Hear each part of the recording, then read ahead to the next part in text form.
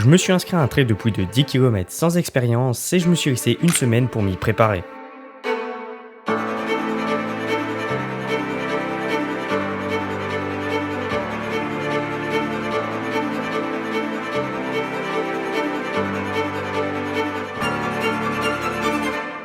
Je sais même pas ce que ça représente, je suis dans la merde.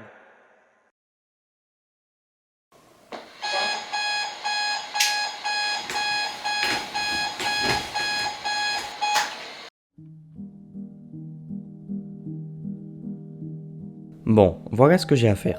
On commence ce trail tranquillement avec 1 à 2 km de course dans la ville. Puis commence le vrai challenge. Une giga montée où on passe de 400 à 700 mètres d'altitude, suivi de 4 km de course non-stop sur des petits chemins où tu peux glisser à tout moment. Une deuxième montée très raide mais assez courte pour redescendre jusqu'à 300 mètres. Enfin, on finit ce trail par la montée finale, celle qui me fait le plus peur, car après 9 km, on doit s'en taper un dernier, et pas des moindres, puisqu'on remonte jusqu'au niveau de départ, à 450 mètres d'altitude, et tout ça de nuit.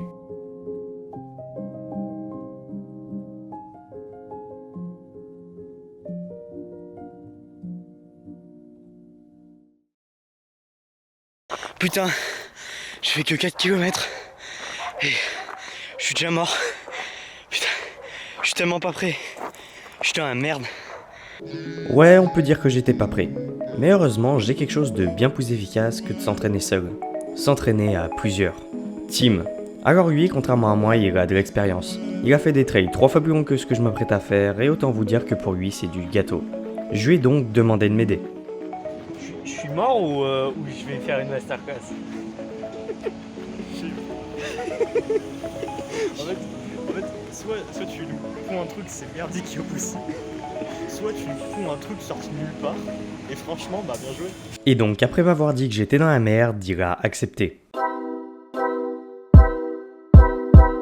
Alors lui, il avait déjà fait ce trail l'année dernière et il a donc pu me montrer le chemin au préalable. On a donc commencé à courir, car on va pas faire le départ en marchant. Mais assez vite, une fois arrivé à la montée, on y allait en marche rapide. Ouah.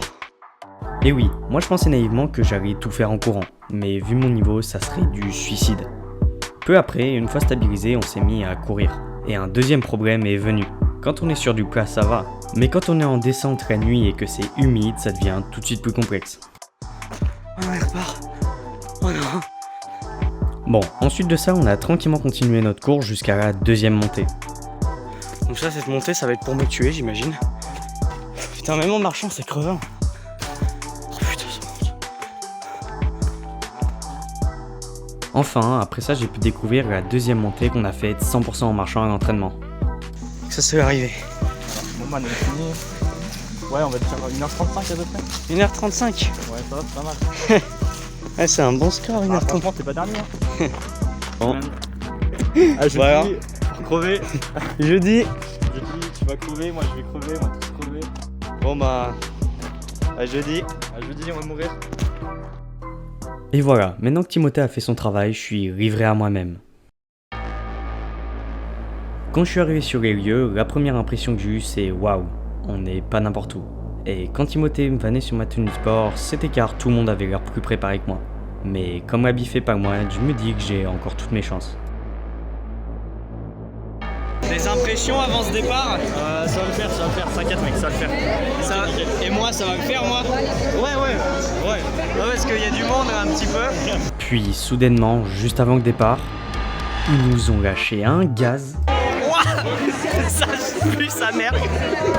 Ah, le gaz qu'ils ont lâché. Putain, mais je vais pas pouvoir courir là, c'est juste ça là. Bon, non, plus sérieusement, le départ.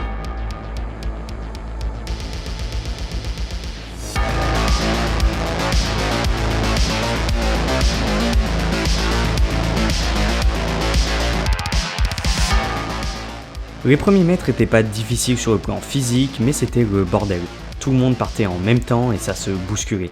Surtout à un moment où ils ont mis une sorte de structure gonflable où j'ai failli me casser la gueule. Ensuite, on est rentré dans une grotte et vu que c'était sur Darwin, des gens étaient là pour nous faire peur. Et comme j'avais totalement oublié, ben ça a très bien marché sur moi. Bon, fini la rigolade, on commence les choses sérieuses. On a attaqué la montée et visiblement j'étais pas le seul à marcher. On a fait une sorte de grande file avec nos lumières et je dois avouer que c'était assez joli. Une fois la montée finie, c'est là que les groupes ont commencé à se séparer, les lumières à disparaître et les choses sérieuses à commencer.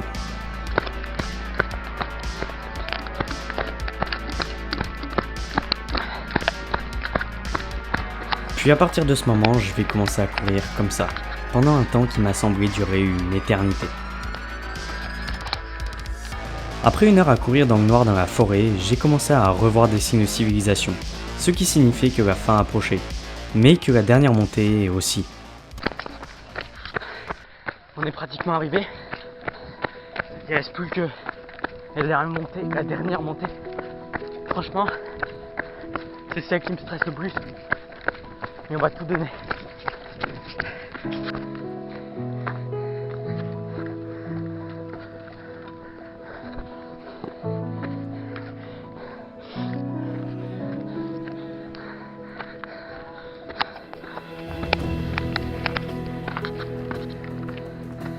Après l'avoir enfin passé, j'étais plus qu'à quelques centaines de mètres de l'arrivée. Le cri des gens, les encouragements, tout ça m'a donné une nouvelle énergie.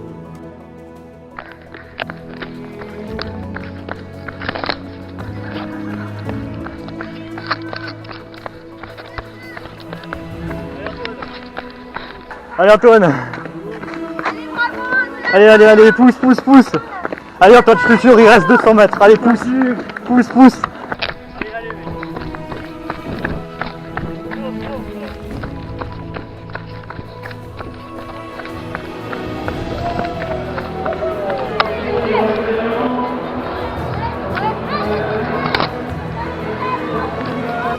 Quand j'ai enfin passé la ligne d'arrivée, j'étais certes épuisé, mais j'étais aussi ravi d'avoir enfin accompli cette course.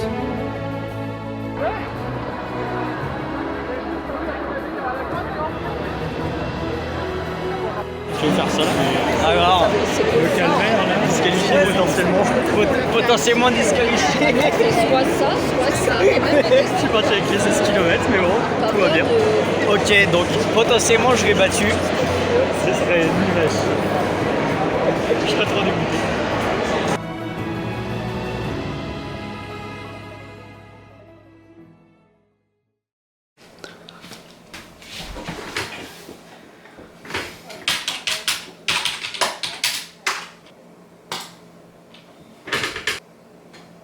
Euh, 198e, 1h18.